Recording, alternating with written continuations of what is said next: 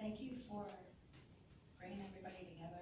Thank you for bringing me here, for putting my feet in this spot. Lord, please let it be your words, your message, your glory. Amen. So, a lot of you don't know. And can you use the microphone? Sherry, move up. Yeah, move to the middle. There you go. All right. A lot of you guys don't know me. I can get loud. And when people look at me, and when he was talking about the road to Damascus, my road, I wasn't the one, the light shone, and I was on my knees, and it was this aha moment. I was the one getting dragged behind the cart in chains, rolling over the ground. It was hard. It was real hard. And a year ago, on this day, if you asked me where I was at Homestead Prison. I had been there for just about 3 years for trafficking drugs. I went to Homestead, and I ended up there because I was a drug addict. I did not care about anything or anyone. I was a thief. I was a liar. I was a manipulator. I was angry. I was nasty. I was violent. I was harmful to everyone and every situation I put my hands on, including my 2 children. My father, my mother, my family had nothing to do with me. And I ended up in prison. And most people would be like, whoa, no, gut check moment, not me. Because I'm an overachiever, and I really need somebody to tell me, how to do this. And Church by the Glades, I'm sure you guys know, goes out to Homestead. And I remember the first time I sat in a service, it was to see my friend, because I couldn't see her. She was on the other compound. So if I went to church, I could see my friend. I could have cared less, because what did God do for me? I was in jail. Hello. So I was really upset. And so we went, and I'm talking. And it happened to be the service, and those of you who've been going here, Pastor David had just lost his father. And he showed the picture of him and his father, and they had the suspenders on. You guys know what I'm talking about? And I thought, and my dad was everything. He was my start and my finish. He was my only supporter. He was all I had. Because no one else would have cared if I lived or died but that man. Even after everything I did to him. And I was that was rough. And so I watched that story on the screen, and I was like, that man's got something, because I tell you, not me. Not me. If my dad died, I'm going to tell you right now, that's it, that's all. Throw the flag in, chalk it up to the game, we're done. There's no way I could live another minute if my dad died. That's just it. And if he died when I was in here, no ma'am, no ma'am. It's over. So some time went on, and I was still doing drugs. Everybody's aware you can still get drugs in prison. It's not a shocker. I was still doing drugs. It wasn't the drug of my choice, but it was drugs, and didn't matter to me. If it wasn't nailed down, I was doing it. And if it was nailed down, I was going to get a crowbar, pry it up, and do that too. And that's how it was. For my life, that's what I did. And so this went on for a while, and I was fighting, I was, in the drama, just a mess, and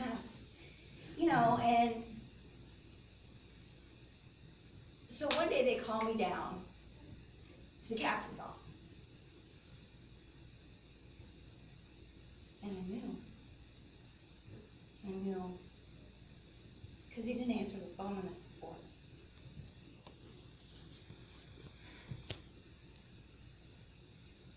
My dad had diabetes, and his sugar had dropped. He was at work, and he passed out, and he hit his head. He didn't die right away. He got brain damage. So they put him on machines, and I lost it. I mean, like, ridiculous lost it. And the craziest thing happened. I couldn't see anything. I couldn't think. I couldn't feel. I was crazy. I was like, I told my sister, get in the car.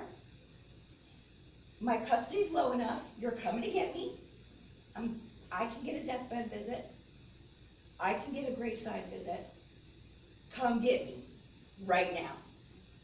My second thought was, who can bring me drugs? Because I can't handle this. When I left that office, things started to happen. People I didn't know never paid any mind to me, never said 2 words to me, couldn't care less. And prison is not a friendly place, walked up and was like, hey, we just heard. I'm praying for you. I'm praying for your dad. Girls would take the risk because you're not allowed to touch in prison at all. And if you do, you go straight to lock. And girls would take the risk to hold my hand or to give me a hug and to tell me they were praying for me. Girls I didn't even know. And I went to church, and when you go to church, there are officers right there. So there's no secrets, there's no hiding, there's no nothing. You're standing in front of an officer. Everything you do is watched. The day my father died, I told my sister, don't come get me. I told my dad, before they turned the machines off, that he wasn't going to have to worry about me anymore. That I was going to do whatever it took, and I was going to find a way. I was going to find a way. There had to be a way, and I was going to find it. Whatever it was, I was going to find it. And I told my sister, don't come get me, because if you come get me, you will bury me next to him. So that night, we had church, and I was devastated. I was crying my eyes out, and 2 of the girls came and stood next to me and put their arms around me. And one of the volunteers came up behind me, and they all wrapped me in their arms, and I just cried. And what could have been very bad for all of us saved my life. Because they showed me love in one of the darkest places on earth. They showed me love, and it changed me. It changed my heart. I wasn't alone, and I couldn't hold myself up, but they were holding me up. And so, I started going to church. I was there every week. I started actually listening. That man actually knew something. What was that? How did that happen? And then it was funny because my friends would be like, I'd be like, shh, And then I was taking notes, you know, and then, you know, I'm first at the door, because I gotta get my seats, you know, and then I'm taking people to church. Don't you want to go to church? You sure? Have you been to church? Have you seen church by the way? You haven't seen church by the way. You have to come, it's really good. And, I mean, I get obnoxious, you have no idea, ask my family. They call me the social director. But this is in prison. So things started changing. I stopped fighting. I stopped being angry. And my heart, when he talked about your heart starts to change, I cannot tell you the difference. And it comes really slow, like you don't even notice it. And then one day you're like, oh, I used to want to punch her in the face.